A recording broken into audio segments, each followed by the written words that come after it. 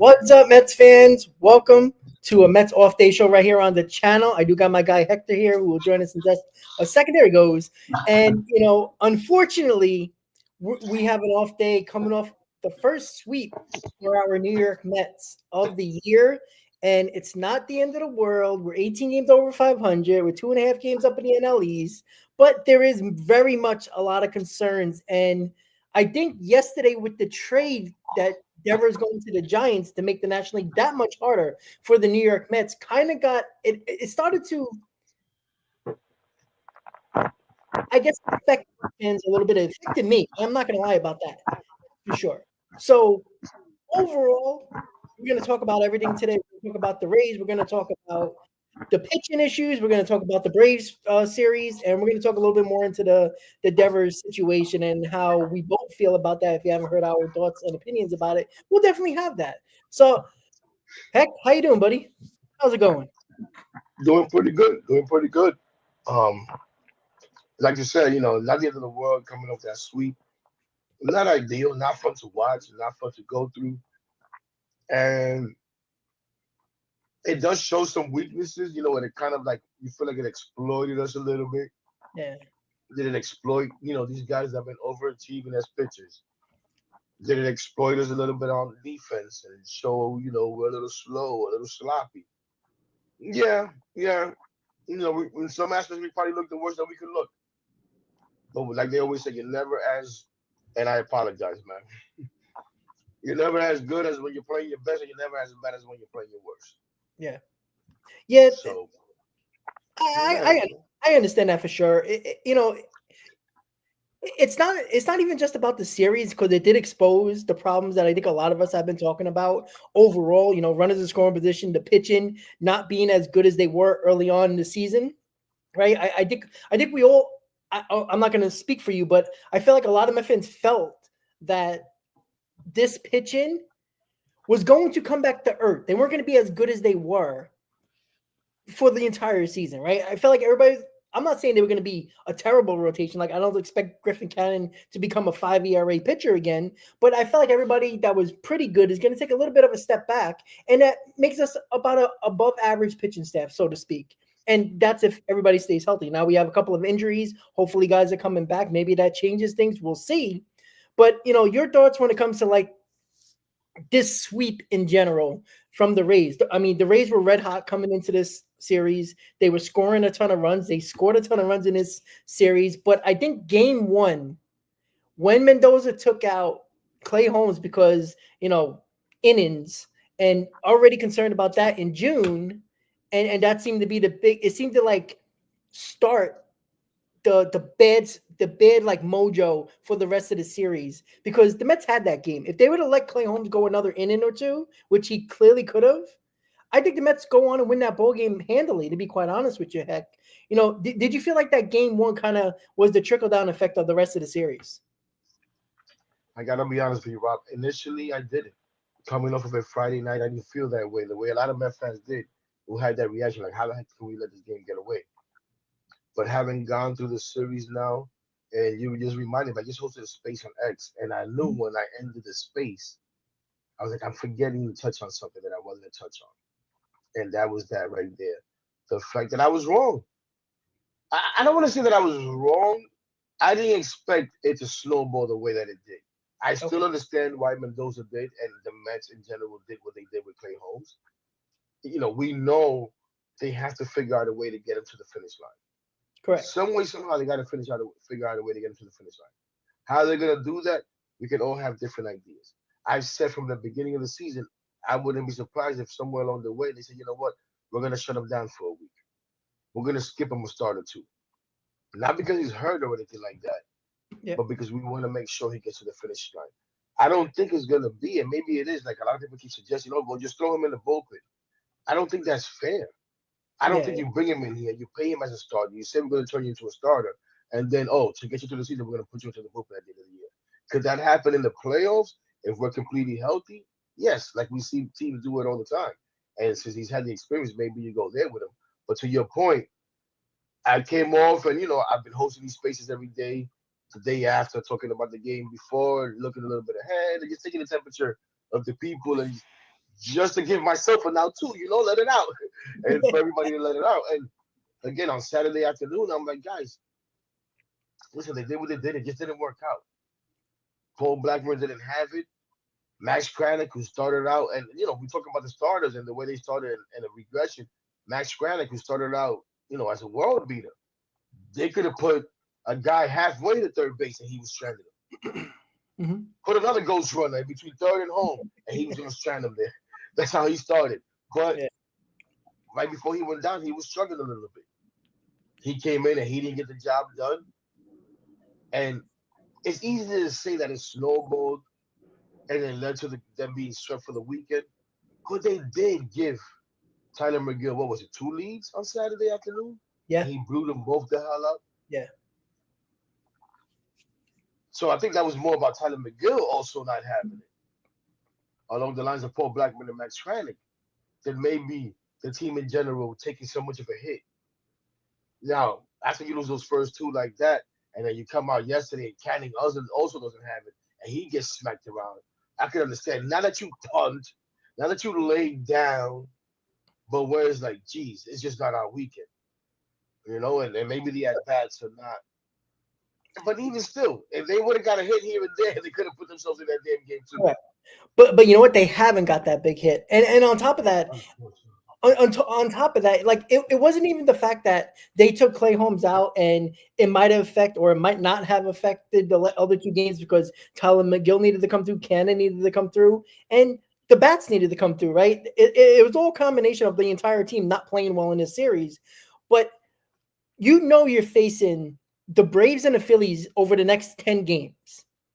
Why do it now when you're kind of you've been kind of having starting this series? You were up 5.5 games on Philly. You were down, the Braves are nowhere to be found at the moment, but playing pretty decent. This was not the time to do it. Like if you want to do it by the All-Star break and you want, you're getting into the week of the All-Star break and you want to say, all right, let's shut him down for a week, and then he gets the All-Star break as well to rest up, and you give him basically 2 weeks to rest up and save his innings. That's a good time to do it. But doing it right before you're going into a series or a set of games on the road and at home against your division rivals, a team right behind you, and the Braves, who are always dangerous, is probably the wrong time to do it. It's like, are you going to do that against the Braves when Clay Holmes pitches on in Game 3? Like, do it then, right? It just seemed odd to me that they did it. They picked this weekend where you're going on 6 in a row. You got Clay Holmes rolling. You're winning 5-1, and I understand the logic. I understand the sentiment and the thought process of what Stearns is thinking here. We can save innings here because we're up by 4 runs. Blackburn might get it. Can hold on to this, or even Kranick can hold on to this, and it blew up in their face. I think Mendoza got a little cute there? Yes, I think he just assumed it was going to work out, and the Mets might have put some more runs on the board, and we win the ball game regardless of Blackburn or Kranick pitch well. I think he got a little cute, but I understand the logic. But doing it a series before the Braves and the Phillies series coming up over the next 10 days, it just seemed a little odd to do it then. Well, When you could have done it against the Rockies, you could have done it against the White Sox, you could have done it against bad teams you faced. And you go into a weekend series right before you face the Braves for the first time this year, and now going to Philadelphia while the Phillies are right behind you. It's a weird time to do it when you could have done it against the Rockies or the White Sox or the Nationals, for that matter, any of those teams. But you do it against a team that is probably dangerous than all of those teams that are really bad, like the Rockies, the White Sox, the Nationals, and the Rays, who have been really good offensively. I felt like it was an odd time to do it, in my opinion. no, yeah, but I think we can't ignore the fact that they said that came also in part because you mentioned the Rockies as maybe a team that they could have done it against, but it's because of pitching against the Rockies in Colorado that he was a little bit extra sore. At least this is what they told us, right? He So was don't extra pitch. sore, and that's Throw that's somebody why else they out just there that's not sore. You know what I'm saying? Like, maybe give him an extra day. Maybe they could have given him an extra day or something. like, But they decided to go the route of capping him at 85 pitches. He was at 78 at that point. Mendy said, "Why the hell even put him out there for 7 pitches? Makes no sense." And They had told us before the game, Paul Blackman's going to pitch either today or tomorrow. Yes, Brazelbaum was warming up. We opened up the game there.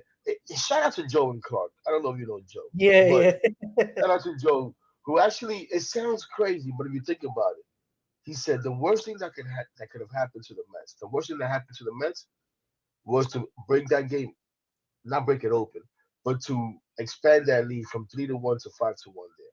Maybe if it's still 3-1, we get Brazelbaum there, Hmm. and the game breaks out a little bit different. But because we take a 5-1 lead, yeah, we could say Mendy got a little cute or whatever. But he told us before the game, Blackbird is pitching either today or tomorrow. Come on, Rob. Let's be honest. Man. It's 5-1. I agree. We should be I able to agree. hold this lead. You know what I'm saying? We should be able to hold this lead. And that's why I get frustrated when people say, oh, he punted, he this, he that.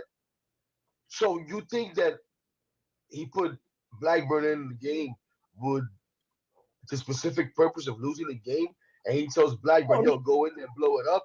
And then, hey, guess what? To make sure we blow it up, Max, when I bring you in, you too make sure you don't strand those runners, you let those inherited runners score, and let's just blow this thing up and let's lose the whole. Like that's what I don't understand about fans. And I guess some of it is in frustration, but sometimes even when you try to reason with fans and try to have a conversation, they still want to stay with that. Sometimes even after they listen to Mendoza. Maybe they didn't hear it. You tell me, but Mendoza said this, and that. They'll say, oh, no, I don't care. You have to win this game. And I got to be fair again. I was having these conversations Saturday afternoon. To those people that were saying, you have to win this game, I don't care. Listen, they were. It turned out that it's snowballed. We can say that it's snowballed. But again, they did give McGill the lead twice on Saturday afternoon. they did. McGill blew it up as well. The biggest problem, like you said, like everybody says, is the damn runners in scoring position. Sure. Is a recurring problem, and it's going on for years, Rob. I don't No, understand. I talked about the fact that this core, let's bring in Nimmo, Alonso, Gosh. Lindor, McNeil, they've had problems since they've been together with this. This going on for years. Go back to 2022. Same thing. Just because you add Juan Soto doesn't change the fact that those guys have been bad with runners in scoring position and runners on base for a long time. Now, individually, separately, when you see the broadcast, they would show, oh, look at the numbers that Alonso has, Nimmo has, McNeil has, all individual nice stats, nice average over the last 2 weeks, nice OPS, blah, blah, blah, and all that stuff. But when you combine their overall numbers when it comes to runners on base and runners in scoring position, it's terrible. Like, and like this core has been a problem. Like we did roundtable shows. We did it this whole prior to them going off in June. We talked about this. This core has been an issue with runners on base for a while. It takes them until like the end of June and July to like actually look like they're playing baseball. And that has been the problem. And Juan Soto, everybody thought He's it not helping though. Let's be He's honest. not. He's not He's helping. absolutely not. Absolutely not. Like he just fell in line with the rest of them. Like, hey, you guys don't want to. You don't want to play baseball for 3 months. Yeah, you know what? Me neither. But you know what? That paycheck is clearing in the bank, so I'm good. Let's wait until late June and July, and let's give this Met fan base, a heart attack for 3 months before we actually look like a baseball team. Like it seems that it's just amazing to me, heck, that it just He's the worst of continues the to be bunch, the same bro. thing. It's amazing. And you were talking about Clay Holmes with the Rockies really quick against the Rockies. He went 6 innings. Now, Yeah, you know the altitude, the thin air, it's hard to breathe out there while you're, doing some type of physical activity. If the Mets knew that going in, if Clay Holmes, everybody knows about the low out, the high altitude and, the it's harder to breathe. Why not have that situation come up with Clay Holmes to say, you know what? We're just going to throw you 75 pitches. We're going to give you 4 or 5 innings. You know what I'm saying? Like, I mean, that was a game that we won handily 8-1. The game was over basically by the sixth inning before, right before Clay Holmes came out. The game was over basically, technically. I know it's Colorado and anything can happen, but technically the game was over. Like you could have done it then. And that's what I understand the Mets had a 5-1 lead and it's Blackburn's fault. It's the Mets not tacking on runs, which could have happened over the last 4 innings of a Mhm. game, and it was Kranak's fault for not doing the job. But I still feel like it's a bad time to do it in that situation when you could have went on your 7 game win. You could have went 7 in a row. You win the first game of a series, and we could have got blown out the last 2 games anyway. But at least we would have salvaged the game at least. But I don't know. I feel like this sweep kind of annoyed me, and it shouldn't annoy me if they just played the way they were supposed to play. Like, if they would have still took out Mendoza the way they did, or they didn't, and it just happened to blow up in our faces, and we just didn't play well, and we got swept. Maybe I feel a little bit better about that, but why do I think that Mendoza is not going to take Clay Holmes out a couple of more times over the next month and a half before the All Oh Star no, break? it's gonna happen. We should expect that to happen. And listen, if we're like they're gonna do this experiment of making him a starter, and that's not even an experiment anymore. It's working. It's It's working. But working. we have to be realistic. Where he's already eclipsed his innings high for years. You know what I'm saying? I know. And I we that's knew that was going to happen. We can't expect them. I don't know. What's the average nowadays? 175 innings, maybe. Nobody probably pitches like 200 innings. 150. I was gonna say that too. You know, can we expect him to make that jump? We better be ready to pay the consequences. We better be ready to pay the consequences either at the Well, end of the season or next year when he gets hurt. And thank you. Hey, obviously you you read don't want the to words that come out. you don't want to think about stuff like that, and you can't think ahead, and you got to deal with the matter at hand and win the game today, worry about tomorrow. But you also, if you're trying to win, you do have to think ahead a little bit and plan ahead and try to get to that point. Now, the good thing is, Rob, I keep telling everybody this. Think about where we were on June 16th, 2024, and where we got to. Mhm. We're in a much better spot Oh yeah, to we deal with are, this stuff but than but than you know. y- you know, we talk about the pitching that they put together, right? Obviously, they went to the lower years, the cheaper money route with guys that they can get a low risk, high reward in the rotation, Mhm, right? When you talk about mhm, Clay Holmes, right? Obviously, we can see, Kodai Senga. I don't know what to expect. Honestly, I don't trust Kodai Senga, to be quite honest with you. I just don't.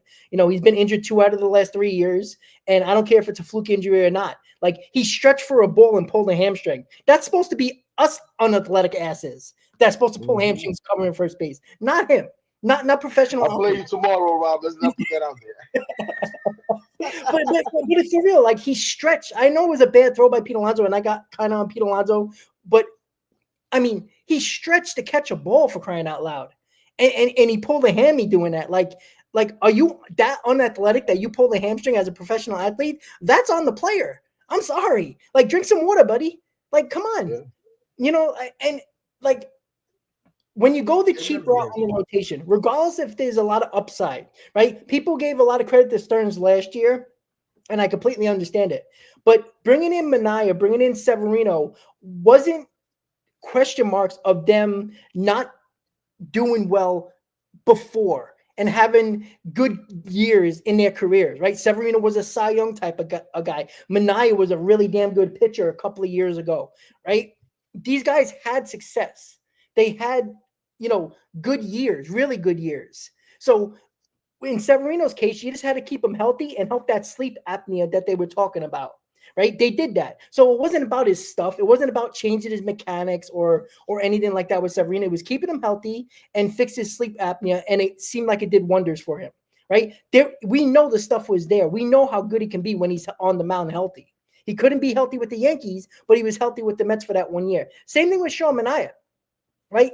Everybody wants to talk about the pitcher lab. What did the pitcher lab do for Sean Manaea? He watched Chris Sale dominate the Mets, and he changed his mechanics because of that. And he practiced that in the bullpen from time to time to say, I can do that. It helped his fastball. It had better movement on all his off-speed and breaking ball pitches. So what the hell did the pitching lab do? Right? Maybe it helped Reed Garrett. Maybe it helped, certain guys. It didn't help Tyler McGill, for crying out loud. Right? So, you know, we're bringing in guys that hasn't thrown a lot of innings, that hasn't been a starter in Major League Baseball for 6-7 years, and very little innings, haven't pitched since the minor leagues, like in Clay Holmes. And now I'm hearing oh, well, you wanted this to fail. No, the hell I didn't. I don't want them to fall apart rotation wise. I got this. If you looked at, I did a live video with Devers, I could imagine one guy saying that to you. He comes on my right? streams all the time and talks about you. Ken. Oh my God. There there was like 5 comments after Hi, the video. Ken. Yeah, If you're in here. live video, a lot of videos, a lot of comments after the video, and there was about 4 or 5 people that saying, "Oh, you couldn't wait for this to go wrong for the Mets because you wanted to be right." Fuck no, I don't want to be right. I'm going to give you my opinion. If you like it or not, that's on you guys, right? Anybody, right? You're the same way. I know that. You say what you want to say, and if everybody else has issues with it, that's on them. But I, I don't want to be just because I'm telling you guys the truth in my opinion doesn't mean I want the rotation to blow up in our faces. I don't want Griffin Cannon to turn to a 5 ERA pitcher. I don't want Clay Holmes to be, gas on in 90 innings in July. I don't want that. I don't want Kodai Senga injured so I can be right. I want them to all prove me wrong. It makes me feel better. It really does because we're winning. But the facts are the facts, and the obvious possibilities are more likely to come to a head that Clay Holmes innings are going to be a problem. Kodai Senga injury, along with who knows if he can pitch that many innings and stay healthy, is still a question mark. Tyler McGill is on his way out of this rotation. Montaz, who can't get anybody out in the minors, which I'm not too concerned about numbers in the minors because they're mostly throwing fastballs. If you look at the breakdown of what they've thrown in the minors in their rehab starts, it's all fastballs. They're trying to get their miles an hour up. They're trying to straighten their arm. They're trying to increase their pitch count. So I'm not worrying about the numbers at all. But, we're getting guys like Montaz, who's coming back, hopefully, and maybe he'll be a professional pitcher and pitch decent. But we're not getting on spectacular, most likely from him. Mania, everybody can't wait for Mania to come back. We have to wait for him to be healthy and pitch. They're going to be very careful with his innings.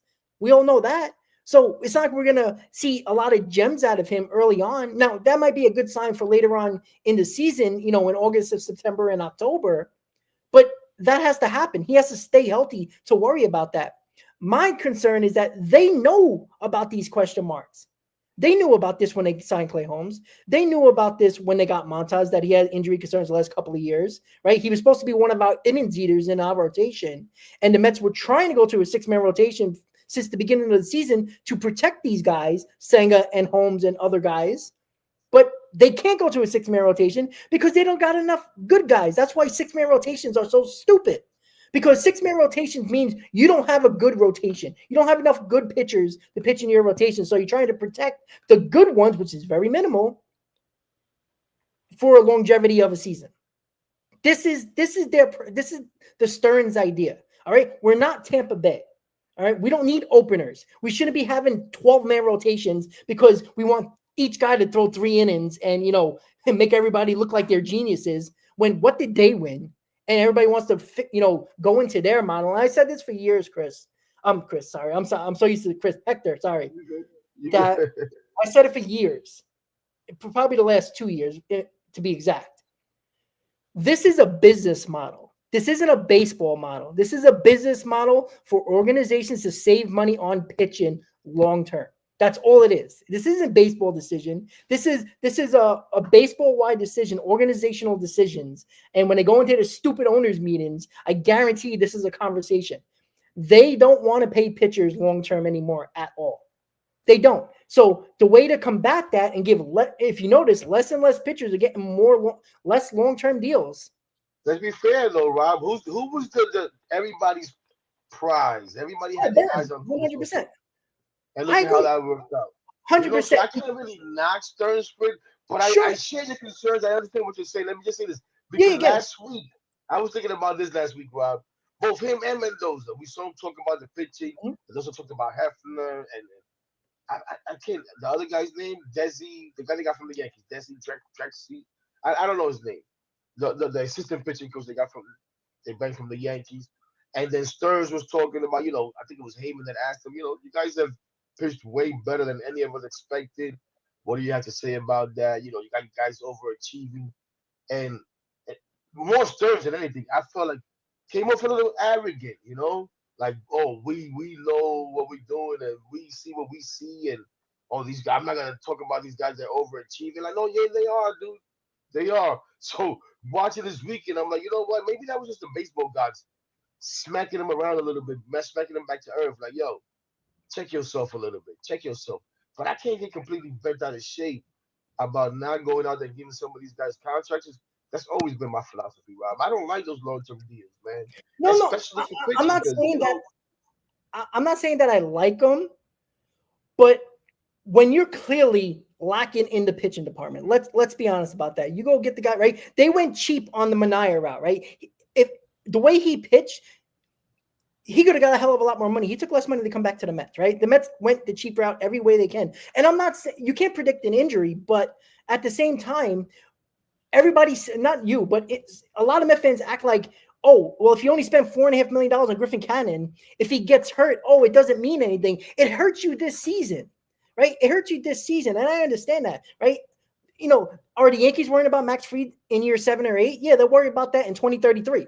Like, they'll worry about that then, right? The same thing, years for Jacob deGrom with money and stuff like that, or any other pitcher, right? We understand Max Scherzer, who was just old, right? Corbin Burns wasn't old. I understand giving 34-year-olds, massive money for 4, 5, 6 years. I get that. But God forbid if our guys get hurt in this rotation, and just because they make minimal money, it's supposed to be okay that it's going to, oh, well, it doesn't hurt. Of course it does. But why not get the better pitcher, right? Why do we have to play these games with projects, and hopefully the projects actually work out for the best? Because you can say at the end of the year in Stearns and the organization, well, we look smart, we look right, but did you actually win? Because I don't think this is a winning model rotation wise. I think you can get through a season. I think you can make the playoffs, but I think when it comes time to the playoffs coming around, and Hector, I'm going to ask you this question. I asked people this in the comments multiple days in a row. Game 7, you want to make it the NLCS, DS, World Series, whatever. Who are you confident in Game 7 in this rotation? If everybody's healthy, confident. I'm talking about you feel so confident that you're like, I trust this man 100%. That's a hell of a question, Rob. Right? That's It's a a hell of a problem. question. And you know what else the problem is? Don't Everybody trust gave me, Kodai Senga. Don't trust Kodai Senga. Let me try to see. Don't yeah, trust Kodai Senga. Haven't seen Manaya all year. Who the hell knows what Frankie Montas is? That's not even a thought. yeah. Um, Griffin Cannon, you've been great, but we see what we're seeing right now. Forget about Tyler McGill. Honestly, it would have to be the guy that I've been challenging since the offseason to be that ace, to be that X factor, to be that guy that steps up. And David Peterson, who I'm asking now to step up tomorrow and be a stopper and stop this nonsense right here. Yeah. But yeah, I don't know. We have a clear cut favorite to So be that guy. that's the problem. When you're an organization and you have, and I'm not saying they don't have confidence in certain players, but there's guys, and you can just go back to the last 5 World Series teams, right? The 5 years in a back to back, the last 5 years, and go back to every team that was in the World Series, regardless if they won or lost. Each one of them had a big time ace. They got them at the deadline, or they already had them, right? So there's a reason why they got there. I'm not saying that the pitching was the only reason, but there is no, and again, Peterson might be our best bet, to be quite honest with you. I agree with that. I said that too. But in the comments, in just talking to other people, everybody had different answers. Some said Senga, some said Peterson, some said Manaya. You know why there's so many different answers? Because there's no one person. Because there's no guarantee. I'm not saying anybody's a guarantee, but there's no one that everybody has ultimate confidence in. When you had Jacob deGrom, we knew who was going to pitch Game 7. We knew who was going to pitch the biggest game of the year. It was going to be deGrom, right? Matt Harvey, when Matt Harvey was around. Even in 2022, I know it was crazy that Bassett and Scherzer got lit up and deGrom was the only one that pitched well, but you had confidence in one of those guys at the very least going. We were very confident because of the pitching matchups against the Padres. It didn't work out, but in this aspect, and even last year, right? Manaya and Severino got gassed in the playoffs. We saw it. I mean, it slowly got worse over each over each series. And yeah, they still pitched good, but it wasn't dominant what we actually needed. And I feel like that's going to be the case this year, and why the deadline. And I know you saw the report as well that the Mets are going to look at high leverage relievers. Okay, that's great. I like that. But are you expecting for your starters to go 4 innings and pray for the bullpen to take care of the rest of the five innings? Like, Well, it's simple. Stars has told us multiple times that there's different ways to build a rotation. It could be through strong starting pitching Yeah, or he hasn't strong built a bullpen. winner. Maybe, yeah. No, I know. I just played a little bit of devil's advocate. I don't want to burst Listen, Rob, anybody's you know bubble how here. I felt I know. before we hired him. I kept saying, I don't care about what he's done elsewhere. He hasn't won.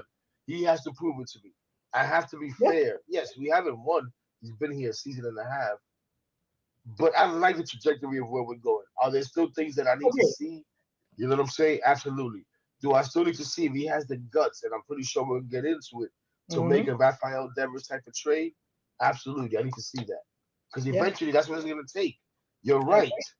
I can appreciate and I can be in line with him for the most part on starting pitching, but I also do recognize that if I want to get to where I want to get to, I may have to take a chance on a starting pitcher. agree. And to hell with the end years or maybe the years in between, as long as I get what I need to get in, in the Mhm. immediate future, maybe whatever. Right. I recognize it, and he needs to prove that to us. He needs to show us that. But I also have to recognize that, at least I feel, Rob, that we are in the best spot that we've been in my Agree. life as a Met fan. You know what I'm saying? Oh, I From top 100% to agree. bottom, from top to 100%. bottom. 100%. But you also got to use those assets at some point and use that building of a system and building of a Hmm. team and an organization to Well, when I finally. say that, I mean like ownership, front office, Yeah. coaching Oh, yeah. staff. Even Absolutely. if we could debate the hitting coaches and all that stuff, I Sure. think Sure. we're lined up. But yeah, if you add the prospects and the assets that we have, well, absolutely. Yeah. I keep I've been saying it. You're not gonna. All these guys are not gonna pan out. Correct. You need to figure out which ones to sell high on or whatever, which ones to give up on the right time, whoever the hell that may be. Well, heck, look what's happening now, right? We have a logjam in the infield with a bunch of prospects, right? You want to talk Vientos, Mauricio, Acuna, Beatty. You can't even play them all. And Acuna finally got a start was yesterday. He doesn't play. He doesn't start. He'll get into every game, but he's a defensive replacement and a pinch runner at this point. I mean, again, Travis Jankowski can be the same guy. I know that's silly to say, but I mean that is the problem. Like it's been kind of like you know, sweeping it under the rug a little bit because nobody's really have, dominated and took over a position. Every one of these guys had opportunities. Mauricio just came back, so he's been getting a lot of opportunities. Acuna lost the job when he got the opportunity and took over second base. He lost it. Brett Beatty lost it, got sent to the minors. Vientos injury, Beatty comes back, looks good, and now he looks like a shell of himself.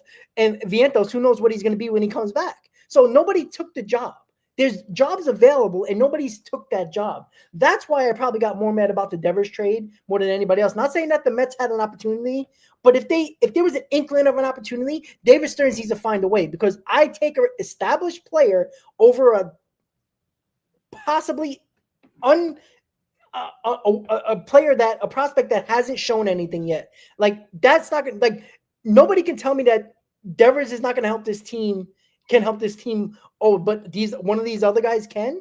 And I'm not saying it could happen. I understand that. Like if the Mets never had an opportunity and the Boston pinpointed the Giants and a couple of other teams with prospects they wanted, or they pinpointed certain guys on the major league roster and they just pinpointed certain teams and one of them wasn't the Mets. Okay, the Mets can't do nothing about it. They're handcuffed. Right. But we don't really know the inside thoughts and the inside situations here.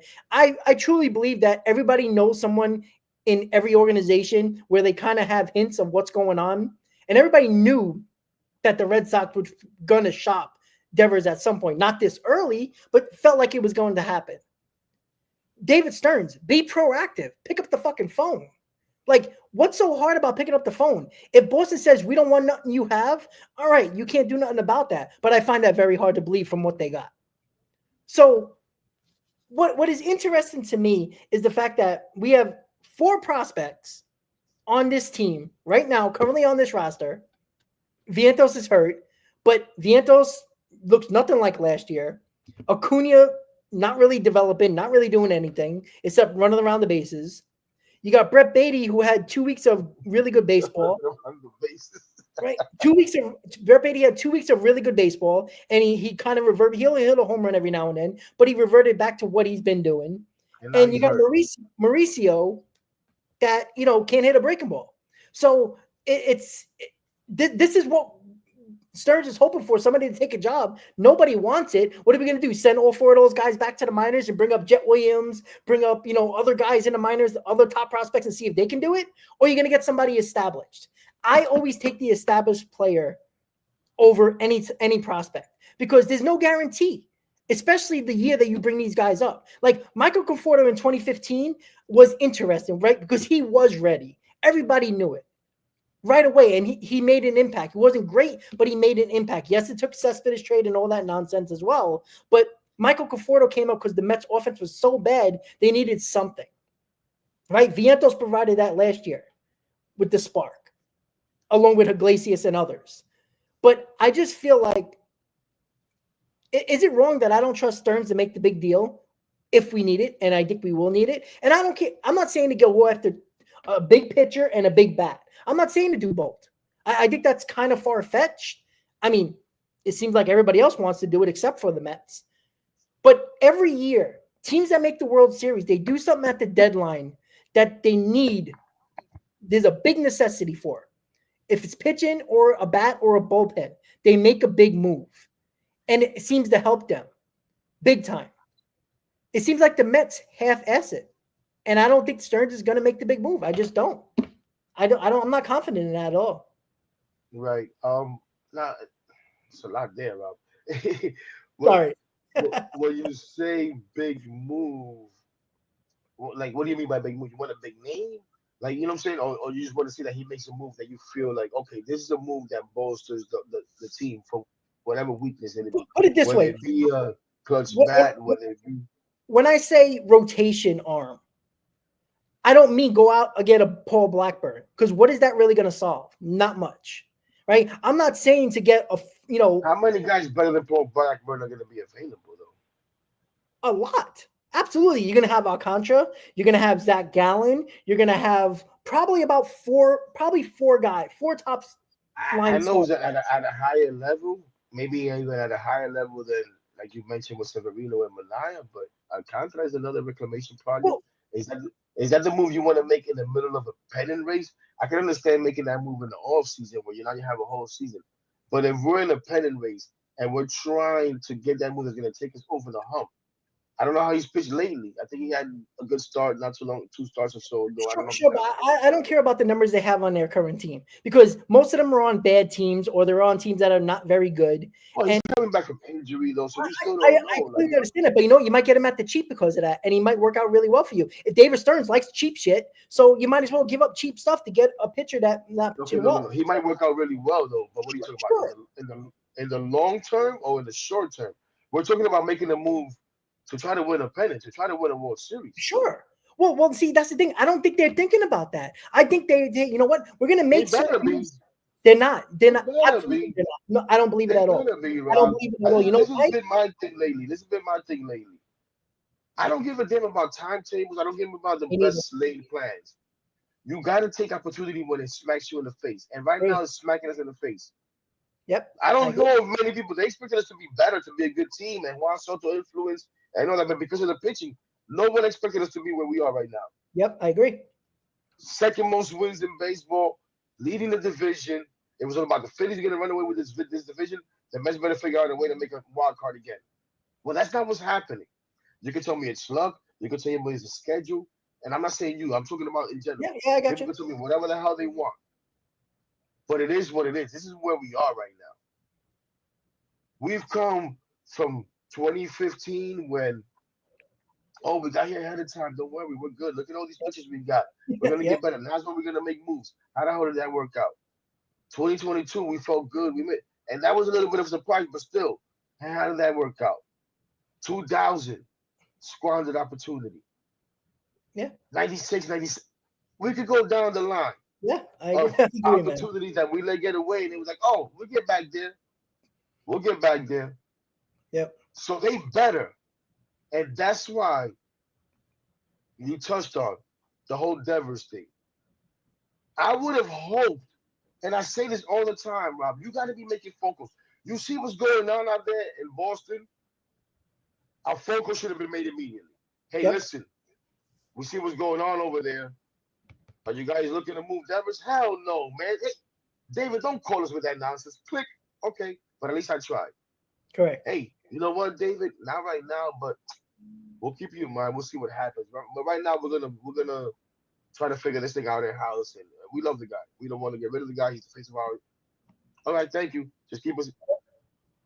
Oh no, yeah. Listen, we're not gonna do it just now. Give us a month or so. Take back with us, or we'll take back whatever the hell you get. But you need to make that phone call. Yep. I I agree. saw one post. I don't know all the details. I saw one post that mentioned about 3 or 4 teams that contacted the Boston Red Sox when they saw what was going on. The Mets were not one of those teams. That's a It was the problem. Braves. It was the Braves. I remember the Braves being one of them. I can't remember what Braves. else. How are the Braves always involved in these things? Right, but I got people telling me, "Oh, we can't take on another 200 or whatever the hell million." Oh, but when we're gonna play him? But the Giants made the call and were aggressive the entire time. And had a third Now, baseman, by the way. right, have a third baseman, know the situation, and say, you know what, we'll take care of it when it gets here. We'll worry about it when it gets here. But no, we have Mark Vientos, Ben Beatty, Manny Mauricio. We don't gotta worry about it. When you don't have no money in the rotation, when you have no money in the bullpen, overall, like you had a lot of 1-year deals, a lot of expiring contracts, a lot of opt-outs and all that nonsense. You're not putting no money into the rotation in the bullpen, right? Stearns didn't sign Diaz or extend Diaz, right? He's put no money into this rotation or the bullpen. So why not just put the money into the lineup? Why not take on it? Like if the Braves called up, the Braves weren't the reason why the Braves didn't get Devers was because they weren't taking on that contract. We all knew that, right? They're not going to take on that entire. They weren't going to do it, right? They probably, if it was only just prospects and maybe a guy off the major league roster, they probably would have done it if it wasn't, that much money. That thank God the Braves didn't get him because that would have been even worse, obviously. But if it was about teams calling up, because I don't think the Red Sox called up anybody and says, hey, we're shopping Devers. I think they just let it play out, and teams saw what was going on, and like you said, they called up. Certain teams called up. The Giants clearly did it. The Braves did it, and there was a few other teams that did it. And the Mets, we don't know. Again, the Mets they've been kind of quiet with these things, right? Not a lot of leaks get out, which is good. But if they weren't one of those teams, that is a huge problem for a proactive GM or president of baseball ops that I want. Like, I wanted aggressive. Buster Posey just became a GM. And look how aggressive he was. Didn't they just spend a lot of money? They've been trying to spend money for 3 years now. Nobody wanted to go there. Like, you're making other teams in your league get better because they weren't going to trade into an American League team. So that already knocks out half the league. So where the hell do you think he's going to go? The Mets, at the very least, should have tried their best to avoid letting him go to another National League team, especially in the NL East, but even teams that you might have to face in the playoffs. Like, that's what annoys me. Like, we're seeing teams around us in our own league get better, make aggressive moves. Right? Didn't the Dodgers just make a big move for the bullpen a couple of weeks ago? That was a nice arm. Like, why are we sitting here waiting for things to happen, waiting for players to develop when you're trying to win? If you're not going to be aggressive and you're not going to be proactive, like Hector said, then what are we doing here? Like, are you trying to win a World Series, or are you trying to hope to win a World Series, but let's worry about 3 years down the line? Like, that makes no sense to me. Like, I don't want to worry about 3 years down the line when Pete Alonso's 34 years old, when Lindor's 34 years old, when Brandon Nimmo is going to be out in the outfield with crutches. Like, it just doesn't make sense. Like, what are we waiting for? Christian Scott and Sproat in 2027? Wonderful. Can't wait. we, it's been a long time. How many times we got a half-ass a deadline? 2022, 2024, 2000, 2015. I don't think they did it. They still needed a little bit more. They got what they needed, but it was a surprise year. How many times do we got to be surprise years and we have to wait until the last 30 seconds to make a deal like the Yoenis Cespedes deal? Why did that take so long? It shouldn't have. Last year, I understand Stern's first year trying to evaluate the prospects, but you had a team that was so hot, one of the best teams in baseball from June on, and you did minimal moves. You got Paul Blackburn, who was useless in the postseason for us. We got Jesse Winker. That kind of helped. That was nice. That was a solid move, but it wasn't enough. We all knew that. We all knew we needed to start a pitcher. We knew it was going to happen with innings. 2022, we were the best team in baseball. And we had better hitters available. We had better pitchers available. We got Michael Gibbons, Vogelback, Ruff, and Naquin. I don't know who that scares, but it damn sure don't scare my cat. Like, come on. Like, at some point, you got to make the move. Stop making other teams in your league, heck, get better, and you just sit there and hope everything works out for the best. I feel like that's been the case with the organization. I think it's an organizational mentality. Regardless if it's the Wilpons or Stearns or Cohen, I feel like it's the same damn thing with this organization. It's a wait-and-see approach, and then they got to hustle to get somebody to shut up the fans. And I felt like that's been the case every trade deadline when we had a chance to win.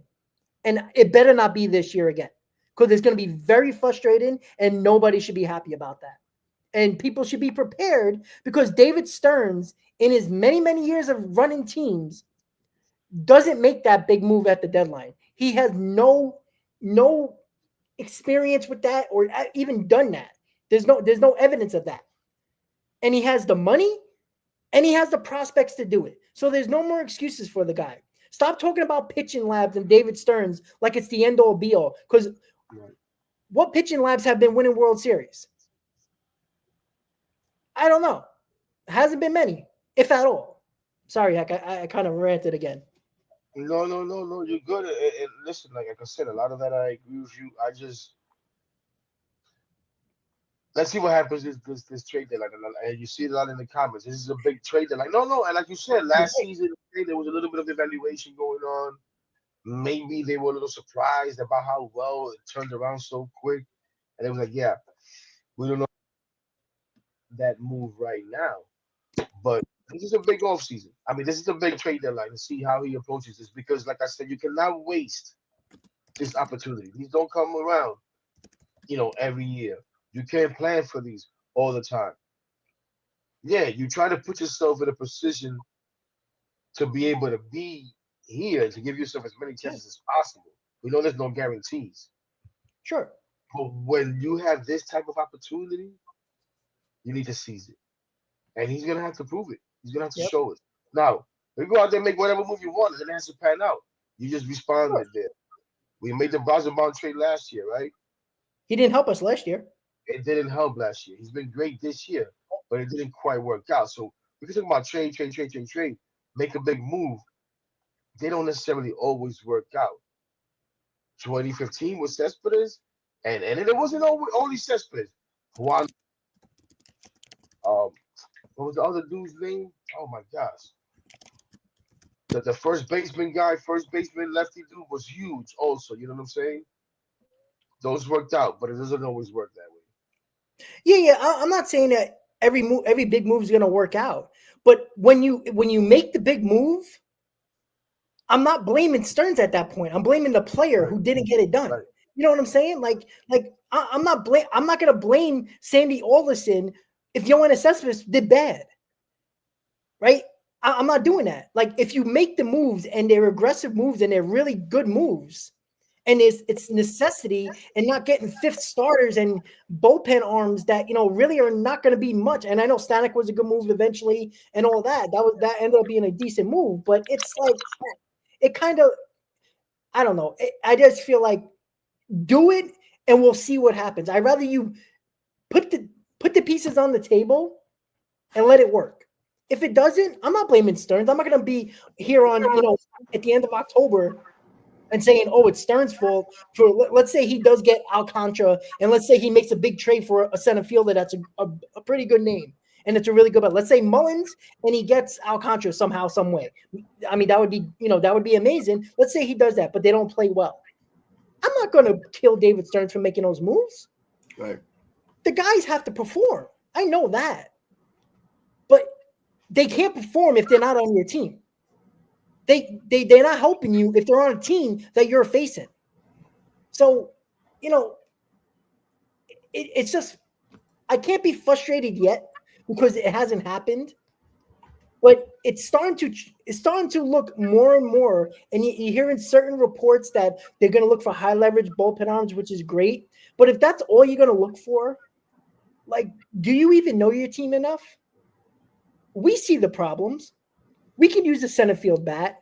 We can use a better arm in this rotation. That's probably top 3 in a rotation. We know what we need.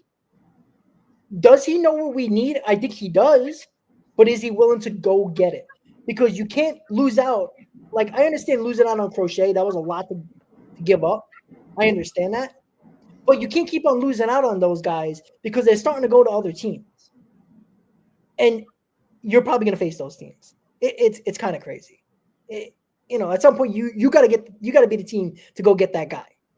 And be the team to go get Paul Skeens when he becomes available. So everybody's talking about that. Yeah, sure. 2028, great. Yeah, exactly. I don't think that should happen. I'll actually have gray hair by then. And if the Pirates trade Paul Skeens this year, they should just contract whatever it's called. Just eliminate the Pirates. There's no need for them to be in business. Let them be the Expos. Yeah, there's no need to be in business if you're gonna trade him and you have O'Neal Cruz. Like, you should be figuring out a way to build upon that team. Like, that's ridiculous. Yo, but Intellectual, what's going on, my guy? The guy I was talking about that we made the trade for in 2015. I'm talking about 2015, dude. Was Kelly Johnson. Oh, Kelly Johnson. Juan Uribe, you know what I'm saying? All those trades, but even oh my gosh, there was that picture that we got that was real good too. Yeah, I know. With the glasses. Yes. Yeah. I forgot his name. Tyler Clipper was big. Yeah. They were good. See, it was all necessity moves. Now, it's Sammy Olsen did a good job that year, right? He made the moves, but it was all necessity. We needed bullpen help. We needed bench. We needed a big bat in the lineup. No, so you got all those guys. Sandy did the damn thing, man. Sandy did the damn thing that year. When you go after he was pushed, but he did it. Sure. But you know what? When you go after the top 3 or 4 guys in, let's say, the top 3 or 4 bullpen guys or the top 3 or 4 bats or, bench guys, I can understand you not getting number 1, but you better get one of those 4. Don't get, the guy that's like 10th on the list. It's just silly to me. Like, it just shuts up the fans because they did something. And I hate that approach. But with the sweep, we get to face our good old friends, the Atlanta Braves, coming up. Heck, I know everybody's very excited about that, right? We know they've struggled this year. They got Ronald Acuna back. They've played better over the last, 3 weeks or so. They're still, 13 games behind us, but we played them 7 times in 10 days. That can change rather quickly. So you better play well. I even said this, if you go 500 against the Braves, there's no damage, right? You don't increase your lead much, and you don't, lose your lead much from them. And I know I'm not talking about the Braves being a possible, threat at the moment, but you can't lose 5 out of 7 against them. You can't go lose 6 out of 1 or God forbid get swept in those 7 games, because now, before the deadline, we got 2 teams to worry about now for the division, not just 1. And oh, by the way, in between we play the Phillies. So we got a lot of division games here coming up. Your thoughts on the pitching matchups that are on the bottom, which clearly don't favor the Mets very much. I mean, maybe you do. Maybe I don't believe it does. But what are your thoughts on this Brave series coming up? And you feel confident? I always feel confident, right? Because I'm a little ignorant, I guess, with that. I'm a competitor, Rob. So I always feel like, let's go out there and get the job done. Now, there are times that I'm like, oh, man, this is going to be a tough one. Yeah, absolutely. Now, do we know for sure? Because I've seen conflicting reports of either Chris Sale's pitching tomorrow or Wednesday. I see more what you have here. This is what I've So seen. I was listening to the Braves because usually when we face a team, teams that I care about against us, I listen to their sports radio, and they were saying that it's going to be Schwellenbach, but there's nothing 100% confirmed. So it could be Sale as well because they're both on the same day's amount of rest. So they might wait until like tomorrow morning to decide. To actually decide. Okay. And then I think even Strider is not going game 3 anymore, if I'm not mistaken. But Yeah, we'll they see. also talk about that. But I just took Yeah. for MLB. So listen, that stuff might work out for us. Who knows? Let's But hope. then again, when we face somebody that we've never seen, sometimes it's even harder for us. But like I said, these next 10 games are huge, but we can only play them one at a time. And I said it already once. I'm gonna keep saying it again. I'm gonna be on with Eddie a little bit later on tonight. I'm gonna say it there again. I said it in the space. We need David Peterson to set the tone tomorrow. Come out there and be the stopper. Go out there, and I know, especially nowadays, it's tough to ask a guy who threw a complete game last time to give me 7-8 innings. But that's what I need.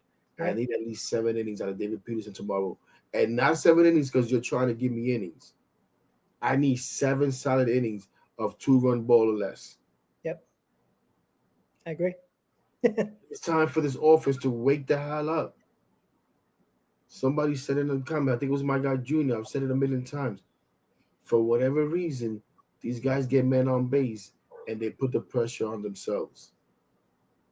Yep. The pressure's on the pitcher. Yeah. And it has been. Maybe it's time to change that approach that they have team wide of attacking early, which I don't necessarily hate. I understand. But the crap is not working. Yep. This first pitch swing, and when it works, it's great. First pitch swing, McNeil home run. First pitch swing, Lindor double down the line. First pitch swing, Pete double in the gap. Oh, nice. When it doesn't work, oof. Yeah. And it's not working more often than not. Yeah, I Listen, agree. the only guy, I looked it up before. Man, props to Pete, bro. And we had a lot of conversations about Pete. Runners in scoring position, this guy's hitting 346. He's been awesome. He's been the only guy. People want to lose their minds because he had a tough weekend. I got Sal going on and on, driving me crazy on the show today. Talking about Pete got to do this, Pete got to do. How can I see Soto be more than a game setter, than a table setter? Yep. Can somebody else driving runs besides Pete Alonso? And not just Jeff McNeil and these other guys who we think are not that good anyways. Yeah. We bring this guy in here to be a game changer. Can I see some of that? Yeah, I'm not saying swing at a bad pitch. I'm not saying strike out. I'm not saying I don't appreciate walks. For everybody's going to come back. Oh, well, he walked 3 times. I understand that. I appreciate walks. I'd rather have a walk than a bad at bat, than a strikeout. If they're not going to pitch to you like they did like 3 times yesterday, where he had nothing he could hit, hell yeah, take a walk. And don't swing at something stupid and pop it up. I understand that. But I need this dude to be a game changer. I need him to impact games more than just being an influence that's taking walks and is making it harder to pitch to Pete Alonso. Pete Alonso, like I said, 346, a 1.202 OPS. For those of you that love OPS and dismiss batting average with runners in scoring position. 44 RBIs with 8 home runs. Nasty. You want to know what Francisco Lindor is doing? You want to know what Juan Soto's doing? Yeah. Juan Soto's at the bottom of the pack, batting 138. Yeah, it's bad. Who cares about batting average, Hector? 627 OPS. Oh, his on base percentage, 299. Pete's is 471, and I'm talking about runners in scoring position. 3 home runs and 22 RBI. Lindor, who's been clutch, has been great. And I don't want to pick on Lindor, but since I'm looking at these numbers, 180 average, 575. It's terrible. You know who's the second best? You ready for this? Tyrone Taylor? No, well, no. Let me see. Let me make sure because he might be because they're limited. You know what? You're right. It is Tyrone. Well, actually, it's Terrence. Okay, that makes sense. Yeah. Okay. 10 average with an 808 OPS. But when we're talking about the main guys, Jeff McNeil. Go figure, right? Everybody wanted them off the team. with a 222 average, Hey, with an 830 OPS. he's over the Mendoza line. That's what counts, right? Right. And then you got Brandon Nimmo, 672 OPS, 234 average, 24 RBIs. But So what you're saying, Heck, is that when runners are on base, they should call you. I mean, I can't be any worse. Yeah, exactly. We can't be any worse than that. Like the offense needs to dominate this series. Let's be honest. Like, give the pitching a couple of days off. You know, like let the offense dominate. Right? It would be beautiful, right? We slayed that dragon last year with the Braves. Let's bury them. We can bury them by the end of these 7 games. We can literally bury them. It's going to be very hard to come back when you're 16, 17 games out of a first place and like 10 games out of a wild card coming into July. Like, you can literally bury the Braves and not have to worry about them. That should be the goal. Heck, you know what I'm saying? Like, this is our opportunity to just worry about the Phillies, dominate the Braves, and have no issue with them and worry about just the Phillies. It's a lot easier to worry about one team than 2 teams. We all know that. Sure. Rob, I almost want to throw up, bro. I swear, I almost want to throw up. You okay? What happened? Will White says Soto's more the leadoff guy that gets on base. Yeah. 700 and how many? $65 million to be Kenny I agree. To be Kenny Lofton? Really? Oh man. But in his career, to be fair to him, and he don't deserve any credit, in his career, he comes out in the biggest moments, right? Late in seasons, October, he has great numbers. So again, we're not there yet, and again, he's got to get us to that point. So it's not. He can get criticized. We can all criticize him, right? He needs to be criticized because he hasn't played well. But when it counts, I know every game counts during the season, but August, September, and October, his numbers are outrageously crazy. And he's played in the playoffs a lot. So that's when I really think he'll earn his money. But I'm not concerned or worried about him or anything like that. We need him to step up. Yeah, I'm not concerned or worried or anything like that, Rob. I'm just speaking about the here and now and what it's been. It's been disappointing. It's been underwhelming, and I need to see more. But I also say, listen, if he turns it on in August, September to help get us through that finish line and then to the promised land, then yeah, that's what it is. And I still have faith that he can do that because of everything you just said. He has shown it. He has played in these games before. But it'd be nice to see it now. But I need to see it. Just like David Stearns, like that was nice. He did it before. And this guy actually had more success than David Stearns. He's won a World Series. Yep. He's done it in the World Series. Yep. But I'm not paying you for what you did, which technically that's how it is. Yeah. I need to get now too. I agree. I don't even care about the money. I need you to be Juan Soto. He has not been Juan Soto unless all you care about is walks. And even that, give me a damn break. Yep. I agree. And you know what? This core has shown us for years, and heck, we brought it up earlier in the show to, kind of end this up right over here, is that they struggled.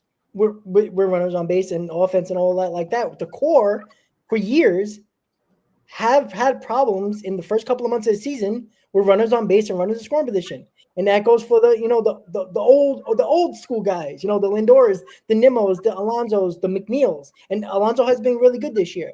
But they've, as a whole, struggled in the first couple of months of the season in that area. They start picking it up in July and August and September. And sometimes, they end up being far out of it that they can't battle back to get a playoff spot. They did it last year, and you see them get hot.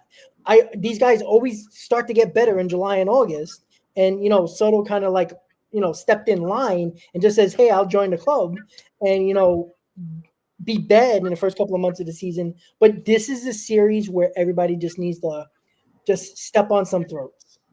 Get it going. Do what you need to do. We're better than the Braves right now.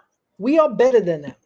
I know the pitching matchup could be a little scary if this is what's going to be going. I do trust Peterson, Blackburn, and Holmes.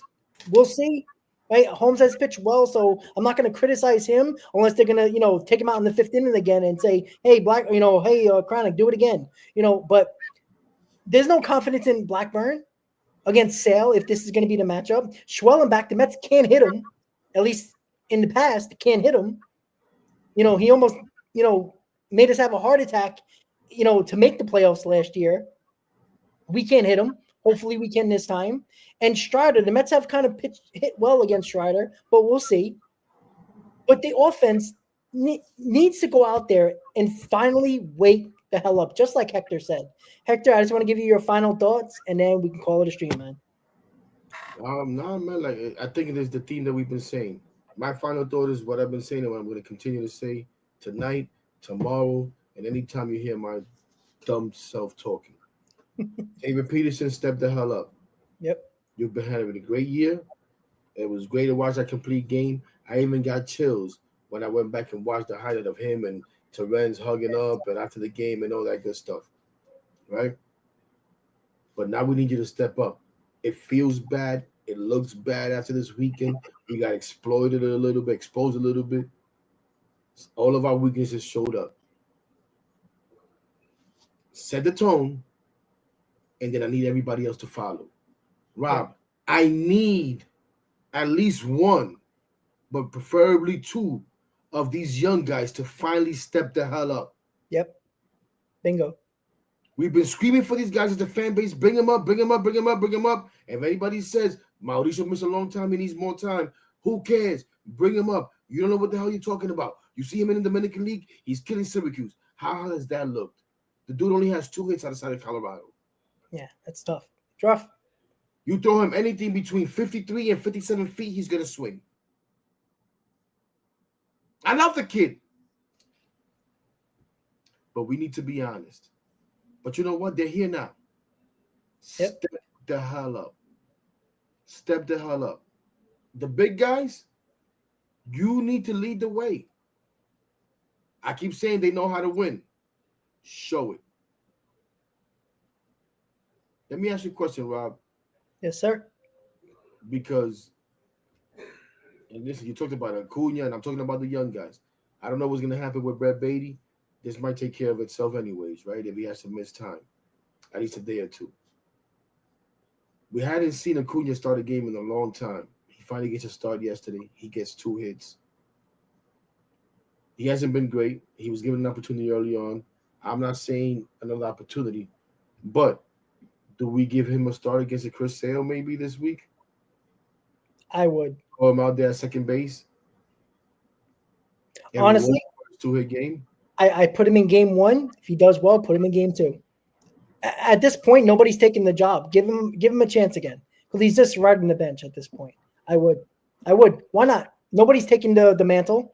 Nobody's taking third base or even second base. I know McNeil can play anywhere, so you can put him in center field if you want to, just to keep him in the lineup because he's been one of the better bats. But yeah, I do it. Why not? Like, it can't hurt any less. Maybe even play off of him playing against his brother and all that. Yeah, it might be a good way to go about it. It's a good thought process. But that's what I came more from yesterday. But yeah, Rob, I appreciate you, but I do got to get out of here. Yep, absolutely. Got to do another show a little while with Eddie. There you go. Yeah, and I want to have some dinner and all that good stuff before I go to the store too. Absolutely. So that's the words of Hector. You can follow him on X at his handles on the bottom. Blunt Thoughts on YouTube. He's going to be doing another show very, very soon. So tune into there, Hector. It's always a pleasure, man. Guys, thank you for tuning in to the Mets Off Day Show. Have a good night. Let's go Mets, and I'll see you tomorrow on the pregame, guys. Good night. Let's go Mets, baby.